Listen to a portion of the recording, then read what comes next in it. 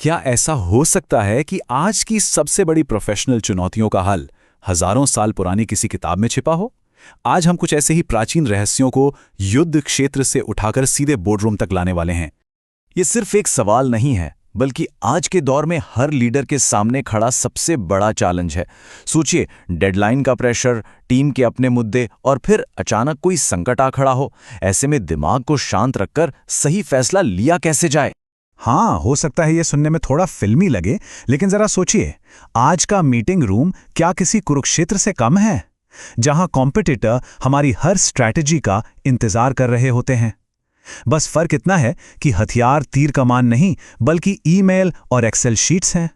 तो सवाल उठता है, इस मॉडर्न कुरुक्षेत्र में रास्ता कैसे निकाला जाए?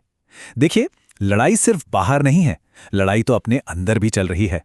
मन की शांति और करियर की ग्रोथ, इन दोनों के बीच बैलेंस बनाना, यही तो असली चैलेंज है। और यहीं पर भगवद गीता की अहमियत समझ में आती है।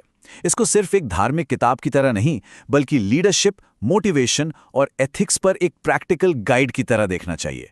ये कृष्ण और अर्जुन के बीच की वो बातचीत है जो आज के मैनेजर्स और लीडर्स को उनके अपने कुरुक्षेत्र में रास्ता दिखा सकती है। तो चलिए पहली स्ट्रैटेजी को समझते हैं। इस पूरे खेल को जीतने का जो सबसे पहला नियम है, वो है अपने एक्शन पर कंट्रोल करना, मतलब काम करने की कला में महारत हासिल करना। तो ये निष्काम कर्म है क्या? इसका सीधा सा मतलब है काम पर फोकस, फल की चिंता नहीं। अब इसका मतलब लापरवाही बिल्कुल नहीं है। इसका मतलब है अपने काम में अपना 100% देना, बिना किसी स्वार्थ के, बिना ये सोचे कि बदले में क्या मिलेगा। और कृष्ण का ये एक वाक्य समझ लीजिए, इस पूरे सिद्धांत का निचोड़ है। जरा सोचिए, अगर कोई सिर्फ अपने काम पर ध्यान दे और नतीजों की चिंता छोड़ दे, तो क्या होगा?